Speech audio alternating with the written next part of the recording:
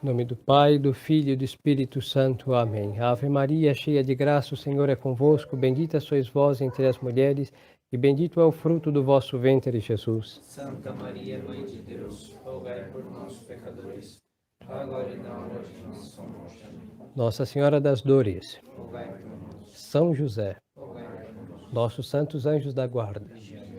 Em nome do Pai, e do Filho e do Espírito Santo. Amém. Louvado seja nosso Senhor Jesus Cristo. Podem sentar. Queridos fiéis, queridas almas, nós iniciamos a Semana Maior, chamada por excelência Semana Santa. E a Santa Igreja nos introduz de bom ou mau grado a paixão de Nosso Senhor. Por isso, nesses dias, nós vamos ler os 4 evangelistas que narram a paixão de Nosso Senhor.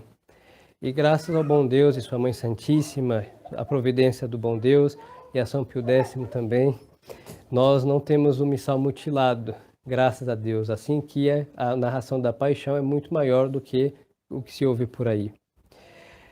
Nós hoje reproduzimos no que tem de bom dos hebreus que foram há 2000 anos atrás com os ramos. Os que foram, por isso era muito interessante, porque eram as crianças que saíram correndo, principalmente com ramos, e aí se cumpre a profecia que da boca das crianças, Deus tirou um louvor perfeito. É a segunda vez que aconteceu. Uma, Nosso Senhor estava ensinando no templo, as crianças começaram a gritar Hosana, e os sacerdotes disseram: o senhor não está ouvindo o que essas crianças estão dizendo? Porque os sacerdotes sabiam o que isso quer dizer, é um grito de vitória, de um rei, um triunfo. É como se tivéssemos vencido o inimigo e todo mundo gritasse assim com muita euforia de uma vitória, de uma cidade que se protegeu de um saqueio, por exemplo, um grito de grande vitória. Mas se grita ao vencedor. E os sacerdotes se indignaram, e Nosso Senhor disse: pois está escrito, da boca das crianças tirarei um perfeito louvor. E hoje se cumpre por segunda vez, e outros adultos também que vão lá receber Nosso Senhor com os ramos, e a Santa Liturgia mostra imitar este triunfo de Nosso Senhor e a simplicidade dos hebreus. Mas é só isso, porque no domingo aconteceu o que nós hoje celebramos, e na sexta-feira, não as crianças, mas os adultos vão gritar outra coisa: crucificam, é o que acabamos de ouvir. A boca que disse Hosana vai dizer crucificam. E essa é a nossa consideração. Como pode ser que nós, e aqui não vamos incriminar somente os judeus, eles fizeram o que fizeram, e o que eles fizeram feito está. Nós não podemos... Todos os crimes têm os seus nomes, todos. Matar um homem é homicídio, um irmão, fratricídio, assim mesmo suicídio. E assim por diante, entre sídios e sídios, temos muitos tipos de crimes. Agora, deicídio é quem matou uma pessoa divina. E esse crime não repousa sobre nós. Porque nós não gritamos há 2000 anos atrás, crucificam. E tampouco foram o nosso povo que disse: caia sobre nós e sobre os nossos filhos o sangue desse justo. Não pensemos que estavam clamando o sangue redentor de Nosso Senhor para o santificar. Nessas palavras hebraicas, quer dizer o quê? Nós nos responsabilizamos e que caia sobre a responsabilidade sobre nós e sobre os nossos o que nós estamos pedindo. O que pediram? Crucificam. Então nós, por providência de Deus, oriundos do paganismo, se remontarmos aos nossos ancestrais, poucos ou algum outro vai desembocar na sinagoga. Mas as águas do batismo apagaram aquele grito que ninguém mais bradará semelhante absurdo. Agora, poderemos nos excusar de um crime. Sim, deicídio não nos pertence. Mas só que quem destronou Cristo não foram esta gente. Foram os maus católicos. Nós falamos: é verdade, o sionismo fez o que fez, a maçonaria fez o que fez e faz o que faz. É verdade, mas a força do sionismo e da maçonaria, ela conta com o quê? Com a potência da nossa fragilidade, da potência da nossa covardia. Assim, quando o católico é valoroso, fiel e viril. Nós temos uma idade média, aí nós que realmente devastamos todos os inimigos de Cristo, ao momento que nós fomos retrocedendo e nosso Deus ficou confinado a uma sacristia, e hoje está confinado às casas, hein? E Deus não tem direito nem de estar mais sobre os altares que outrora foram feitos para Ele, ou somente com um grupo seleto dos prediletos terão uma missa, sabe Deus aonde? E agora o que acontece? Este espaço imenso do nosso retrocesso é o campo de batalha vitorioso dos inimigos de Deus. A mesma medida. Um passo que nós damos para trás é um passo que o inimigo dá para frente. E se nós retrocedemos quilômetros, são quilômetros de campo de batalha para o inimigo de Deus, fazer guerra contra Deus. Mas como eles não são estúpidos, idiotas como nós pensamos, como eles fazem guerra contra Deus? Oprimindo os filhos de Deus, não Deus. O diabo não é trouxa, hein? Ele sabe quem é Deus e sabe muito melhor do que nós, hein? Por isso ele treme diante de Deus. Os inimigos de Deus, como a maçonaria, sabem muito bem quem é Deus, porque eles conheceram o catecismo e eles são apóstatas. E agora, por que eles não se levantam contra Deus diretamente? Porque eles sabem que Deus é Deus. Agora, eles oprimem os filhos de Deus e por isso, nestas revoluções todas que tivemos e que teremos e que vão existir, até quando Deus disser um basta, serão para oprimir o católico. E hoje o católico, ele faz de tudo para ser oprimido. Por quê? Porque ele imita a São Pedro, que mesmo com juramentos, com todos, eu não conheço este homem. Nós imitamos. É verdade que a nossa fé católica é petrina, mas não que São Pedro, ele sabe que eu admiro dentre os 12 ele com predileção, mas não de suas, entre aspas, mazelas, mas sim de suas honras, hein? Porque de fato era o apóstolo que mais amava Nosso Senhor. E quando ele diz que ele ouve o Nosso Senhor dizer que vai ser crucificado entregue na mão dos judeus, São Pedro sabia o que isso queria dizer. E o que ele disse? Acabamos de ouvir: de modo algum, Senhor, eu não vou deixar isso acontecer. E os outros também, euforicamente, falaram: é verdade, não vou deixar isso não acontecer. A gente pega uma espada, um porrete e damos um jeito nos judeus. Nada. Nosso Senhor disse: peraí, Pedro. Pedro é o que está amotinando a defesa.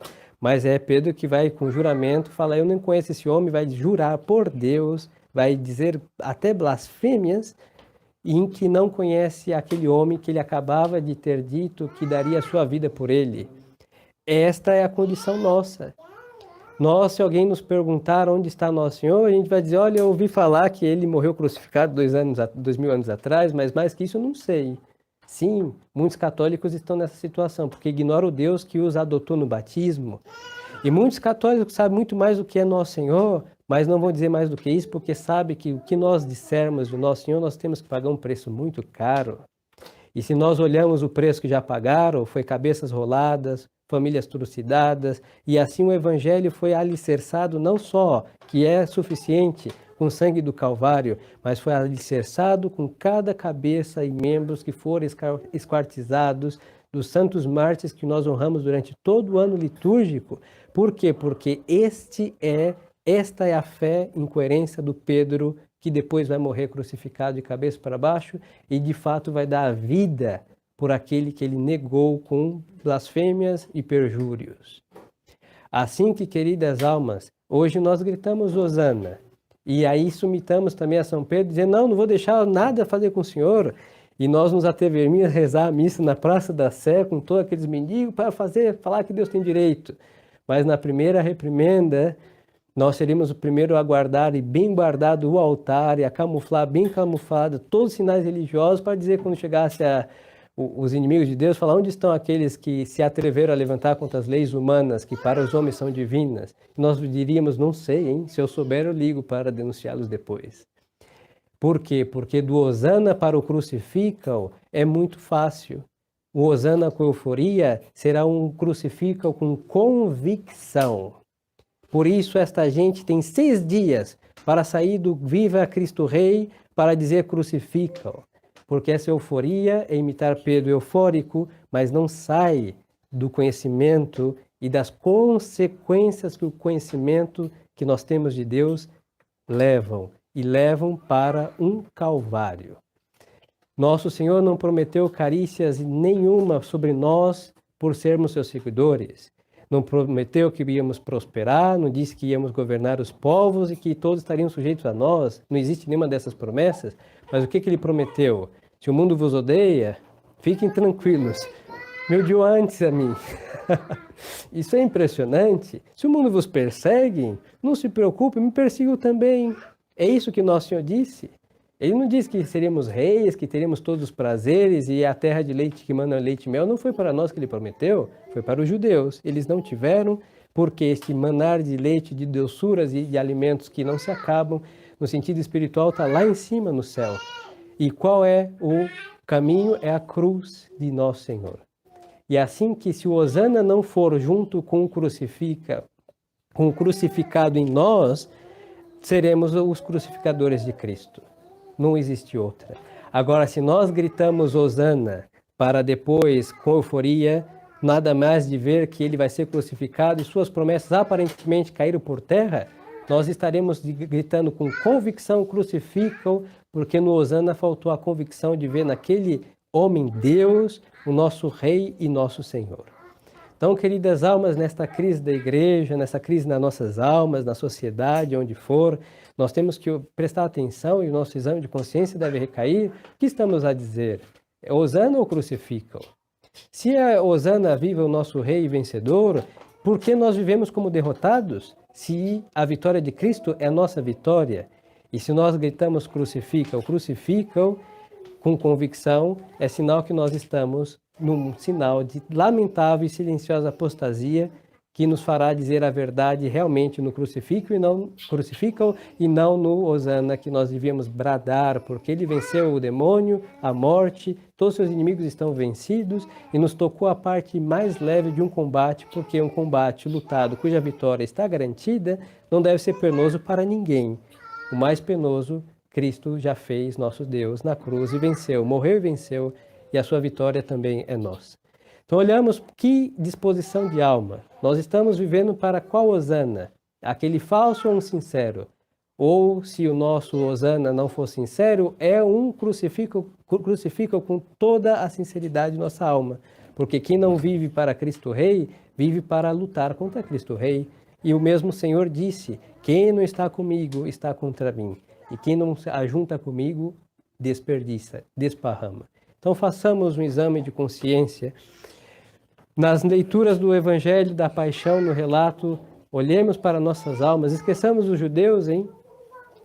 No final das contas, essa gente vai se converter, diz a tradição, por isso é verdade, e serão mais santos que todos os santos que a Santa Igreja talhou até agora, em altura e calibre. Então, deixa-os que a mão de Deus vai fazer esse milagre. Agora vamos olhar para nós, se nós não estamos sendo piores que eles. Porque Deus não nos tirou do Egito.